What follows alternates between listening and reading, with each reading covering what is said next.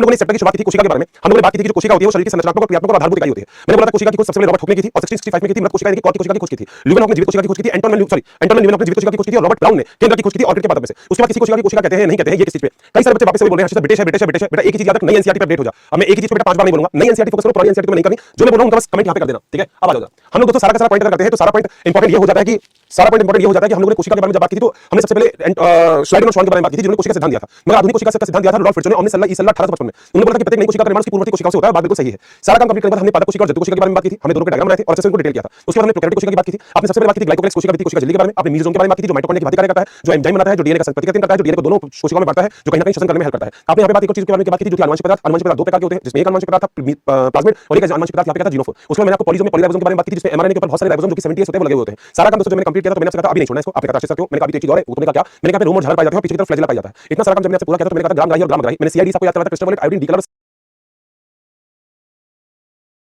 ग्राम positive का colour कौन सा होता है ग्राम नेगेटिव का कलर कौन सा होता है फटाफट से कमेंट बॉक्स में लिख देना। सारा काम जितना हो गया था दोस्त फिर हम थोड़ा और आगे गए थे। हमने ये चीज देखी थी कोशिका के अंदर आखिर अंतर्विष्ट क्या होते हैं cyanophycin granules phosphate granules sulphate granules ये सब पढ़े थे। हमने राइबोसोम के बारे में थोड़ी सी जानकारी ले ली थी। हमने पक्षमा और कशाभिका के बारे में कशाभिका के बारे में बात की थी। हमने बेसल बॉडी फिलामेंट हुक के बारे में बात की थी। हम थोड़ा और आगे गए थे हमने कोशिका भित्ति के बारे में बात की थी। मैंने बोला था पादप की कोशिका भित्ति जो होती है वो सेलुलोज की बनी होती है पैक्टिन की बनी होती है सुबेरिन की बनी होती है ठीक है और हेमिसेलुलोज की बनी होती है। जंतु में होती ही नहीं है। कवक की कोशिका भित्ति काइटिन प्लस पॉलीसेकेराइड की होती है तुम्हारे पास होती ही नहीं है। सीधी सी बात है सवाल की कोशिका भित्ति cellulose lectin Spanish calcium carbonate और मिनरल्स की बनी होती है। इतना होने के बाद मैंने प्राथमिक कोशिका भित्ति द्वितीय कोशिका भित्ति मध्य पट्टिका के बारे में बात की थी जो मध्य पट्टिका कैल्शियम और मैग्नीशियम पेक्टेट की बात करते हैं तो फटाफट से कमेंट बॉक्स में बता देना इसका निर्माण कौन करता है गोल्जी काय नहीं करता। पादप कोशिका में गोल्जी काय को क्या बोलते हैं फटाफट से कमेंट बॉक्स में आंसर चाहिए।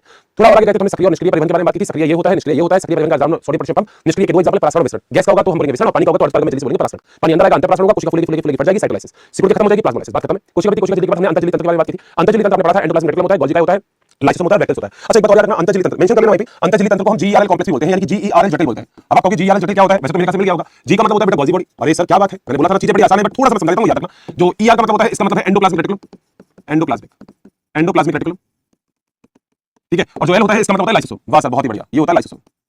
तो जीईआर कॉम्प्लेक्स क्या होता है गोल्जी काय अंतःपृथक जालिका और लाइसोसोम मिलके एक कॉम्प्लेक्स बनाते हैं जिसे हम जीईआर कॉम्प्लेक्स कहते हैं। मैंने बोला था जहां पे गोल्जी काय होगा उसके आसपास और कोई और कोशिका नहीं होगा। अंतःपृथक जालिका क्या होती है वो मैंने आपको बता दिया था। मैंने आपसे ये भी कहा था माइटोकॉन्ड्रिया हरित लवक और पेरोक्सिसोम अंतःझिल्ली तंत्र के प्रकार नहीं होते। अंतःझिल्ली तंत्र के अंदर सारे के सारे कोशिकाएं आपस में जुड़ के काम करते हैं। सबसे पहले अंतःपृथक जालिका की बात की थी खुरदरी और चिकनी। यहां पे कमेंट बॉक्स में सभी लोग आंसर करेंगे कि अगर किसी कोशिका को लिपिड ज्यादा चाहिए तो उसमें आरआर ज्यादा होगा या एसआर ज्यादा होगा कमेंट बॉक्स में कर देना। और आरआर एसआर के बारे में हमने बात कर ली थी ठीक है। उसके बाद थोड़ा सा और आगे गए थे हमने गोल्जी काय के बारे में बात की थी। केमिलो गोल्जी ने 98 में इसको डिस्कवर किया था और उन्होंने देखा था कि केंद्र के पास एक कोशिका पाया जाता है ये चीजों को पैक करने का काम करता है ग्लाइकोप्रोटीन और ग्लाइकोलिपिड बनाने का काम करता है जिसे हम एक्जेक्टली बोलते हैं ग्लाइकोसाइलेशन और ग्लाइकोसिलेशन। जहां पे गोल्जी काय होगा उसके आसपास और कोई कोशिका नहीं होगा और वो कोशिका नहीं होगा क्योंकि आपको पता है क्योंकि कोशिका इसलिए नहीं होगा क्योंकि गोल्जी का काम ट्रांसपोर्ट करने का होता है। उसको बोलते हैं जून ऑफ लास्ट वाला बता देना कि क्या बोलते हैं। गोल्जी काय के अंदर सिस और ट्रांस दो फेज होती है जो नई बनती है वो सिस होती है जो दूसरी होती है वो ट्रांस होती है। कॉन्वेक्स कौन सी होती है कॉनकेव कौन सी होती है आपको पता होना चाहिए। इतना काम कंप्लीट करने के बाद लाइसोसोम के अंदर गया था आपको पता होना चाहिए लाइसोसोम के सारे एंजाइम कैसे होते हैं एसिड होते हैं बेसिक पे काम करते हैं फटाफट से बता देना। 4.5 से 5.0 तक काम करते हैं। लाइसोसोम जो होता है उसका निर्माण जो होता है वो गोल्जी काय से होता है। बच्चा पूछता है कैसे होता है गोल्जी काय प्रोटीन बनती है तो गोल्जी काय से तो बन गया ठीक है। मगर बेटा आपको ये वाली बात पता है कि कोई भी एंजाइम होगा प्रोटीन से बनेगा। प्रोटीन बनाने का काम आरआर का होता है तो आरआर एंजाइम बनाता है यानी कि प्रोटीन बनाता है। बोला सही है। जो लाइसोसोम होता है वो एकल झिल्ली से परत होती है। लाइसोसोम चार प्रकार के होते हैं इनएक्टिव होगा तो प्राइमरी सक्रिय होगा तो सक्रिय होगा तो सेकेंडरी। अगर वो पाचन करता है वेस्ट मटेरियल प्रेजेंट है तो टर्शरी और अगर खुद का पाचन खुद कर देता है तो उसको बोलते हैं क्वाटरनरी लाइसोसोम। बहुत बड़ी बात है। सारा काम कंप्लीट करने में हम राजधानी के अंदर गए थे। मैंने दो प्रकार की राजधानी आपको बता दी थी यहां पे। अब एक दो राजधानी और जैसे गैस वैक्यूल है और एक फूड वैक्यूल है खाद्य रिक्ति का भी है ठीक है। खाद्य रिक्ति का मेरे ख्याल से मैंने बताई थी वो भी एक बार मैं आपको बता दूंगा बहुत ही बढ़िया। बताओ यहां तक रिवीजन बिल्कुल क्लियर हो गया तो 6 मिनट जरूर लगते हैं 5-10 मिनट धीरे धीरे बढ़ेगा टाइम क्योंकि मजा आया नहीं आया रिवीजन